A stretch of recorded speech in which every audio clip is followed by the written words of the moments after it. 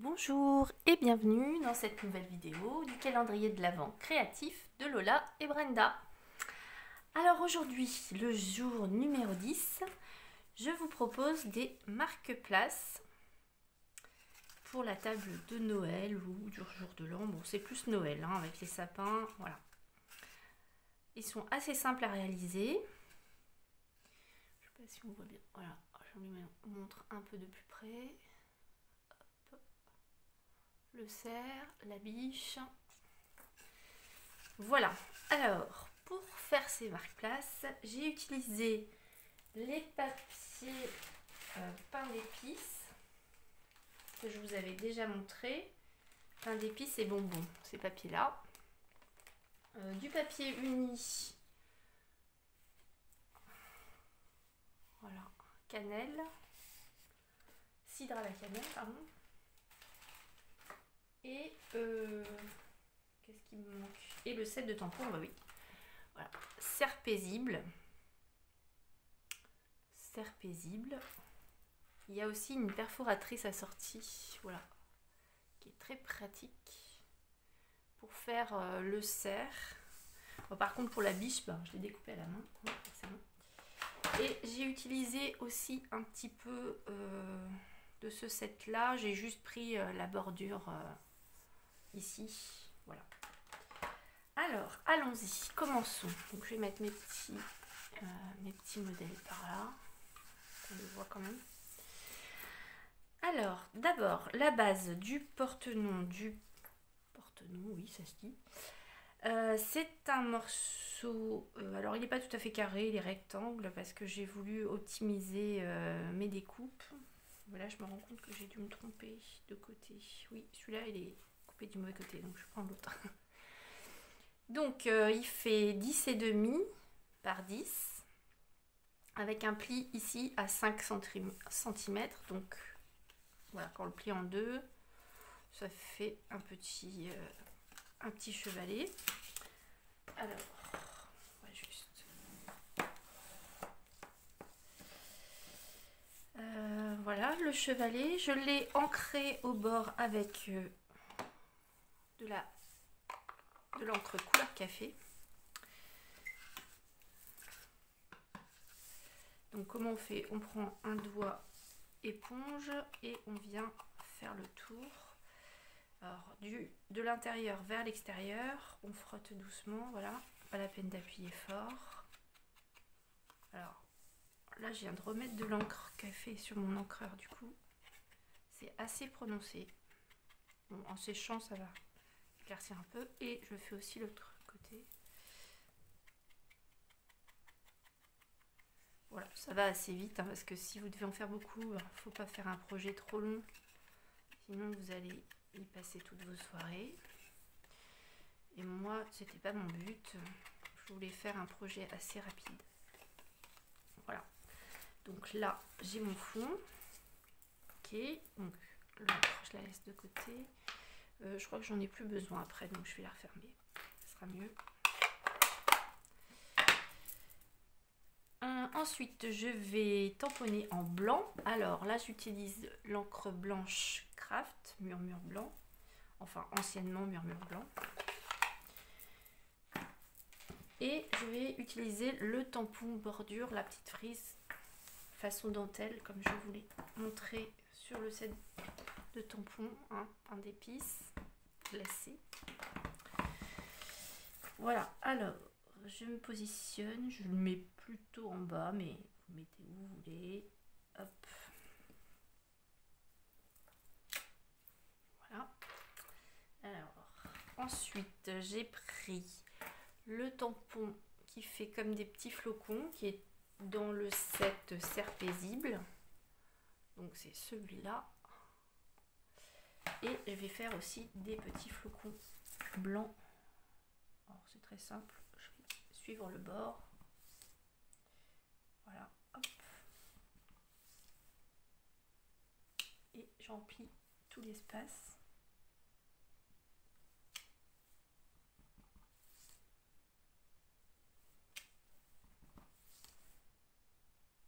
Et voilà. Donc là, le fond est complètement prêt. Ok. Avec la perforatrice étiquette que j'avais également déjà présentée dans un jour précédent, j'ai découpé un fond rouge et une étiquette blanche pour le prénom. Parce qu'elle a celle-ci, un truc collé dessus. On va mettre de l'autre sens, voilà. Je vais les coller l'une sur l'autre. Le blanc, je peux le ranger. Je prépare déjà mon étiquette. Alors je vais pas écrire de prénom sur celle-ci, je verrai plus tard. Je vais mettre les prénoms des enfants sans doute. Voilà. On peut toujours écrire les prénoms plus tard.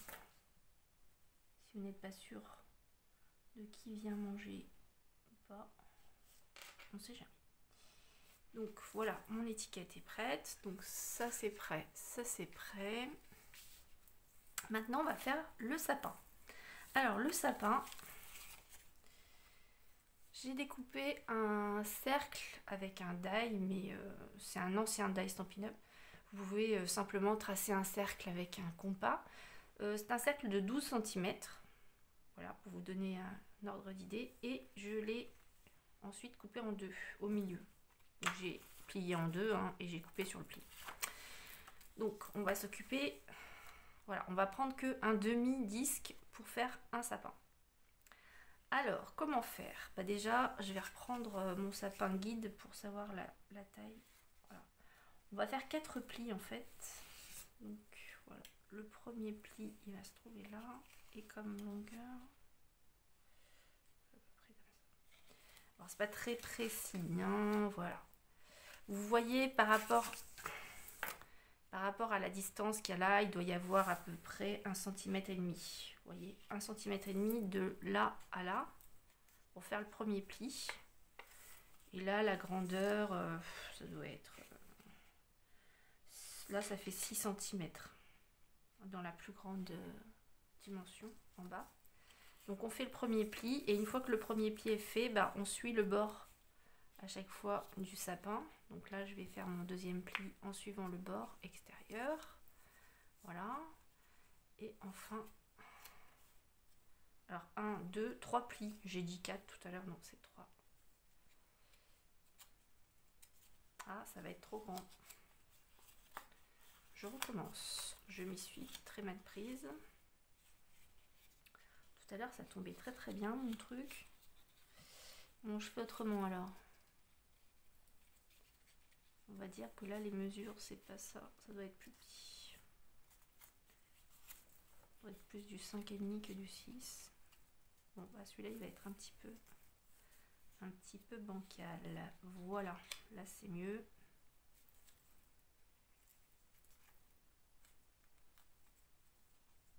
C'est pas grave si la pointe est pas très jolie parce que je vais coller quelque chose dessus. Donc, au final, il fait combien? Oui, il fait 5,5 de largeur. Bon, c'est un petit peu moins large que ce que j'avais dit. Mais bon, de toute façon, vous adaptez avec la taille de votre disque, parce que vous n'aurez peut-être pas un disque de 12 cm. Donc, vous voyez quelle hauteur de sapin vous voulez, etc. Alors, ensuite, on va le coller pour le fixer.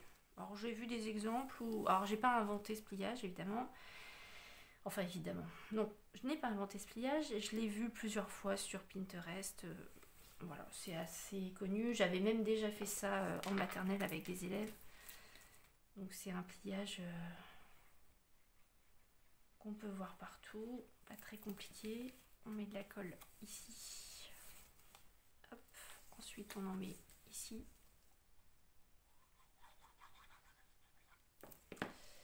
Hop. Et ensuite on en met ici. Voilà, donc je pense que mon erreur de départ ne se verra pas. Voilà.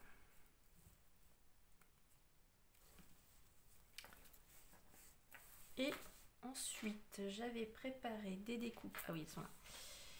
Donc, j'ai découpé dans les papiers à motifs pain d'épices un petit flocon tout mignon. Et je vais le coller au sommet.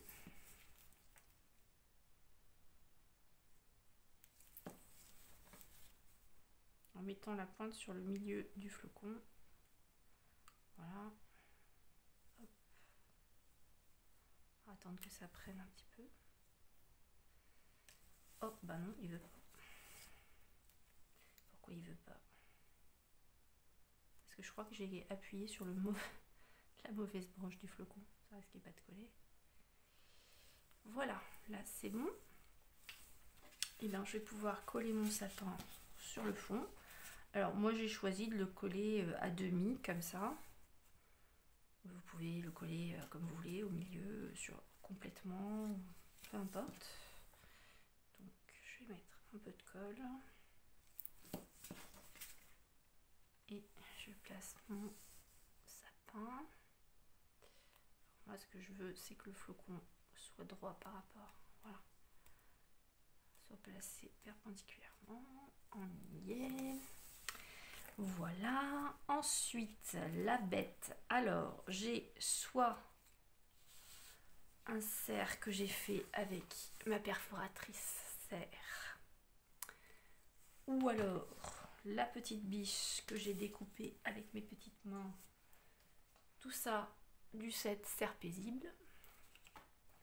Bon bah là disons que je vais coller le cerf. Alors je lui mets derrière des petites pastilles de stamping dimensionnel. Hop, une, je vais en mettre 3, 2 et 3. Tac. Voilà. Alors j'ai juste tamponné sur du papier de la même couleur que le fond, avec de l'encre Doux Suède, et j'ai relevé un petit peu avec un stylo blanc. Je ne sais pas si on voit bien, oui. Voilà. Donc j'ai relevé quelques détails avec le stylo blanc, je trouve que ça accentue un peu, on voit mieux le cerf. Et je vais venir le coller, alors à cheval, si je puis dire, sur le sapin. Voilà. Et puis la petite étiquette, pareil, je vais la coller ici avec de la mousse.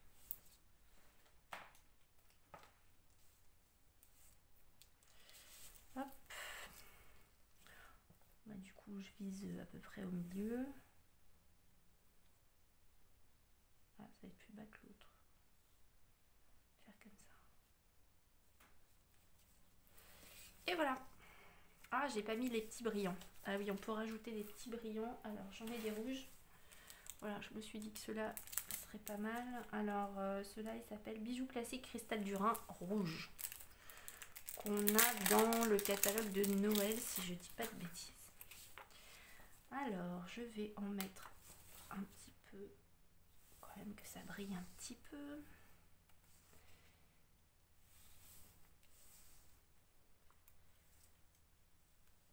Bon, avec le cerf, il prend toute la place, alors il n'y a plus trop de place pour mettre des choses sur le sapin. 2, 3. On va en mettre un là. Et un là. Ouais, il ne veut pas se voir celui-là. Je sais pas où est-ce que je vais le mettre là plutôt. On peut peut-être encore en mettre un là. Bon, et puis stop. Hein. Ça va bien. Hop, voilà. Et voilà, mon petit marque-place est terminé. Bon, bah, j'ai plus qu'à continuer pour faire les autres.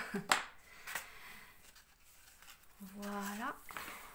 Je vais pousser un peu le bazar. Les couches, peut-être qu'on les verra mieux sur la vidéo. Voilà. Donc si vous aussi voulez réaliser ces petits marque-places, et ben au boulot, à vos papiers. Et ce qui est bien aussi, c'est qu'on voit les deux côtés du papier à motif, parce qu'habituellement on n'en voit qu'un et on est toujours frustré de ne pas pouvoir voir les deux côtés. Donc moi j'aime bien cette technique à cause de ça. Voilà, bah, c'est tout pour aujourd'hui, c'était assez rapide. Bah, je vous dis à très bientôt. Pour le prochain numéro, demain vous retrouverez Brenda. Et puis bah moi, à après-demain. Allez, au revoir, bonne journée.